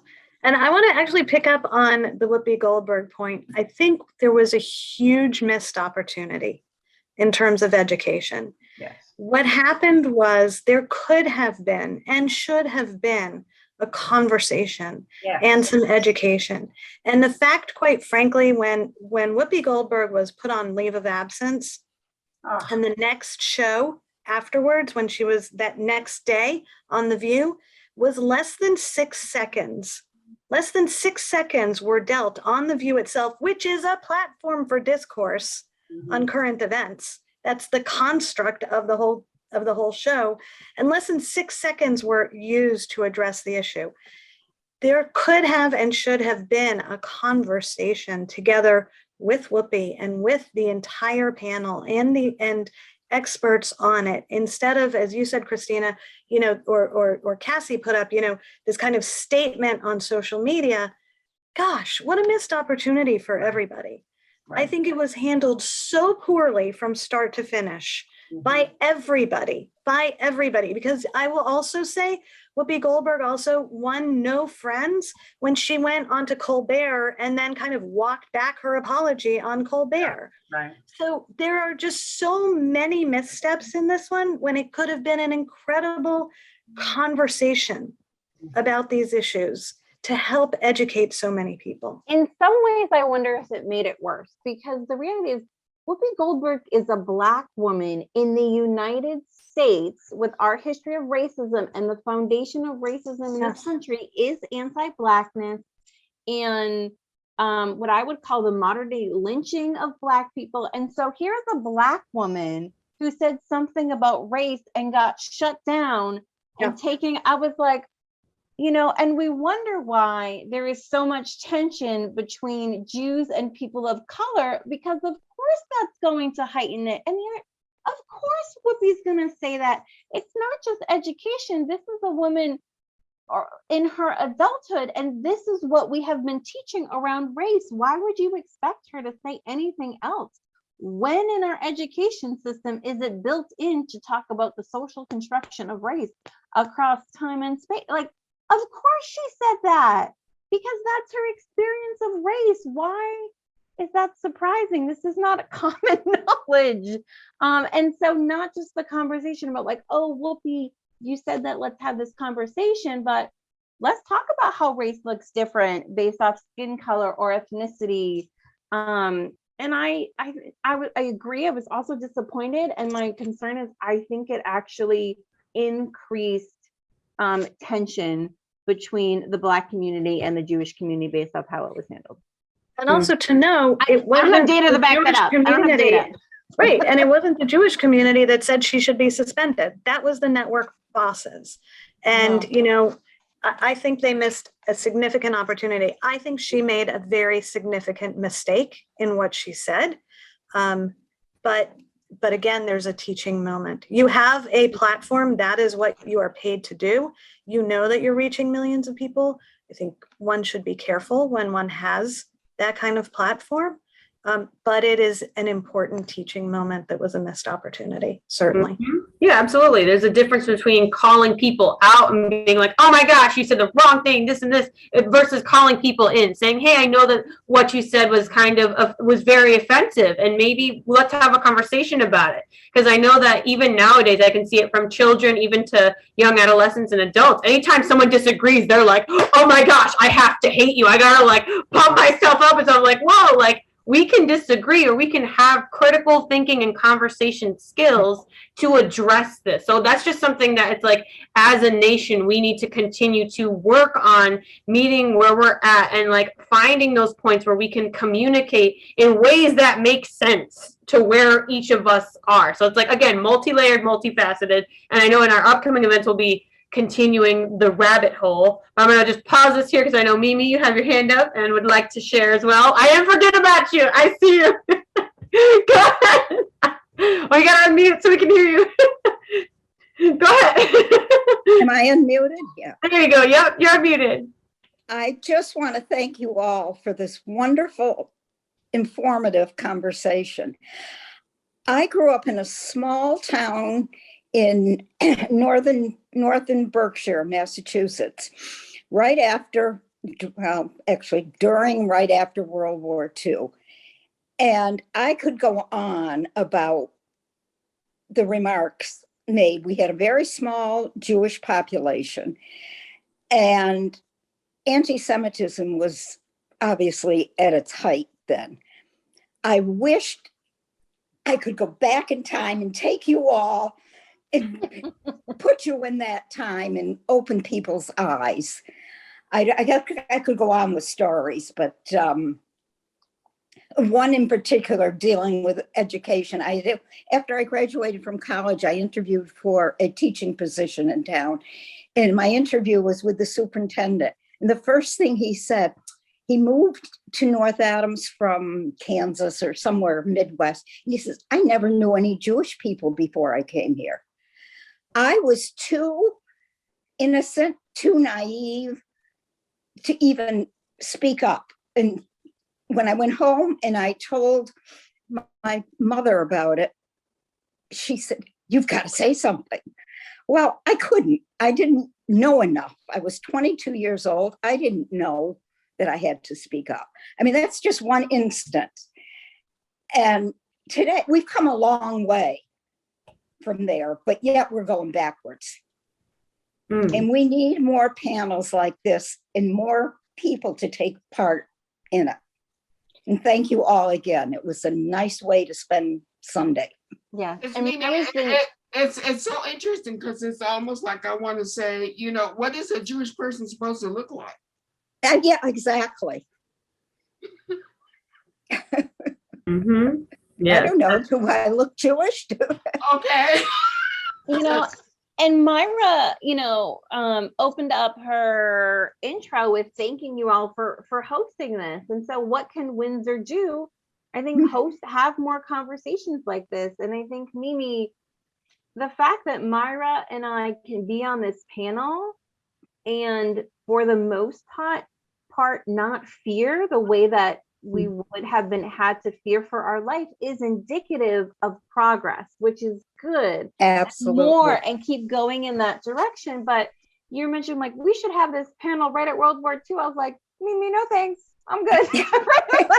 I don't know if I would have agreed because they might have Zoom back then, Christina. I know if I could be in my own house, maybe just don't know where, but it's indicative that there is growth and that the willingness to have these conversations and to keep moving us forward is what continues the growth. This is a centuries old problem. Don't expect to solve it in 5-10 years. It's going to take a lot of time to undo all of that damage.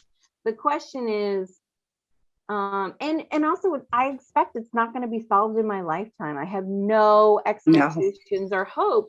My goal is to pass it on and to use my torch to light the torches of others so that it continues in this direction.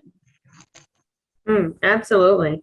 Thank you so much, everyone, for challenging yourselves to participate, to sit with discomfort, to get to know each other. Because a lot of this really is, we form a relationship. It doesn't always have to be romantic, right? So I really appreciate each and every one of you who came here. And I'm going to turn it over to Judge to close us out.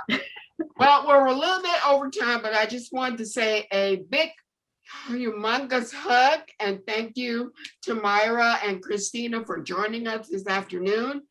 It was time well spent.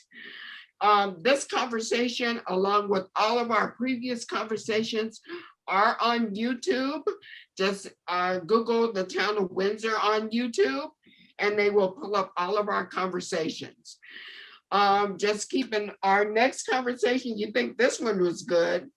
Our next conversation is voting rights. We will have a discussion on voting rights. And on April 10th, we will have a discussion on Asian hate crimes. So that's April 10th. The voting rights is April 3rd, if I didn't say that. I also want to let you all know we are recognizing the phenomenal women of Windsor. We're having that ceremony on March the 30th at the Windsor Town Hall.